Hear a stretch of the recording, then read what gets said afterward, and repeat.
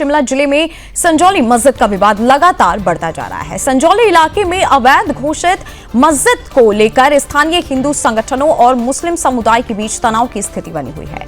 शुक्रवार को देवभूमि संघर्ष समिति समेत कई हिंदू संगठनों ने बड़े पैमाने पर प्रदर्शन का ऐलान किया है। स्थानीय लोगों और हिंदू संगठनों ने पिछले शुक्रवार को मस्जिद में मुस्लिम समुदाय के लोगों के प्रवेश को रोक दिया था। उनका कहना था कि अवैध ढांचे का बिजली और पानी का कनेक्शन तुरंत काटा जाए और इसे सील कर दिया जाए। इस कार्रवाई के बाद हिंदू संगठनों के कई लोगों के खिलाफ पुलिस ने मामला भी दर्ज कर लिया था। अब हिंदू संगठनों ने पुलिस कार्रवाई और दर्ज मामलों को वापस लेने की मांग को लेकर आमरण अनशन शुरू कर दिया है। संगठन का दावा है कि इस बार का प्रदर्शन 11 सितंबर के प्रदर्शन से भी ज्यादा उग्र होगा। प्रदेश के अलग अलग हिस्सों से हिंदू संगठन के लोग संजौली में शुक्रवार को सुबह 11 बजे पहुंचेंगे।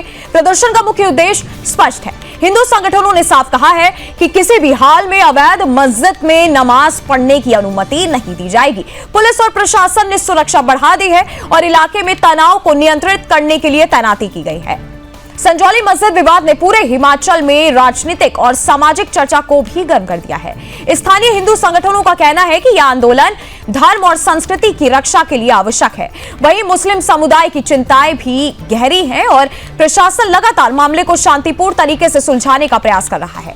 अधिकारियों का कहना है कि मस्जिद अवैध है और स्थानीय प्रशासन ने इसे सील करने की प्रक्रिया शुरू कर दी है, लेकिन विवादित ढांचे के आसपास बढ़ती भीड़ और विरोध प्रदर्शन के कारण कार्रवाई में देरी हो रही है। इससे पहले मामले को लेकर कई बार प्रशासन और हिंदू संगठनों के बीच वार्ता भी हो चुकी है, लेकिन समाधान नहीं निकल पाया है। हिंदू संगठनों ने प्रदेश भर के कार्यकर्ताओं को संजौली बुलाकर विरोध को और मजबूत करने की योजना भी बनाई है।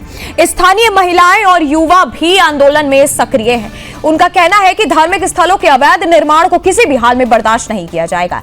प्रशासन ने सुरक्षा के लिए पुलिस और स्थानीय आरक्षकों की तैनाती बढ़ा दी है। संजौली मस्जिद विवाद अब धर्म, कानून और समाज की दृष्टि से एक संवेदनशील मुद्दा बन चुका है। शुक्रवार को होने वाले बड़े प्रदर्शन की तैयारियों के बीच भी इलाके में सुरक्षा व्यवस्था कड़ी कर दी गई है। से तो प्रशासन ने हमसे संपर्क करने की भी कोशिश नहीं की है, पर पिछले कल प्रशासन से हमारे भाइयों की बात हुई है, तो अब वो बातें किस रूप में बाहर आती हैं, किस लिखित रूप में वो हमें देते हैं, हम इसी चीज का इंतजार कर रहे हैं। 11 बजे तक का समय प्रशासन ने हमसे मांगा है और जो हमने उनको दिया है। अब हम कर पाएंगे कि वो क्या हमें लिखित रूप में देते हैं हमारी डिमांड, क्योंकि हमारी ऐसी कोई भी डिमांड नहीं है कि हमने कुछ गलत मांग लिया हो। हमने सही चीजों के लिए आवाज उठाया, वे ढांचे को सील करें और जितने भी हमारे सनातनी भाई है सब पे FIR हुई है उनको वापस ले। हमारी यही 2 डिमांड है। देखिए, रणनीति का जो रूपरेखा है वो रूपरेखा हमारी आज से नहीं और 3-4 दिन पहले से बन चुकी है और इस जो हिंदू संघर्ष समिति के बैनर तले बहुत से हिंदू संगठनों का समावेश हुआ है।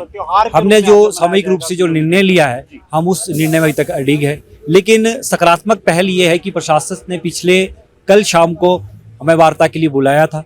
हर पहलुओं पर बड़ी विस्तार से चर्चा की गई है कि कैसे इसका समाधान निकाला जाए, लेकिन इस चीज़ को लेकर मैं आश्वस्त हूँ। जो हमारी मुख्य मांग थी, जो FIR पिछले दिनों हमारी जो महिलाओं और हमारे लोगों पर की गई थी उसको निरस्त करने की उन्होंने बात की है।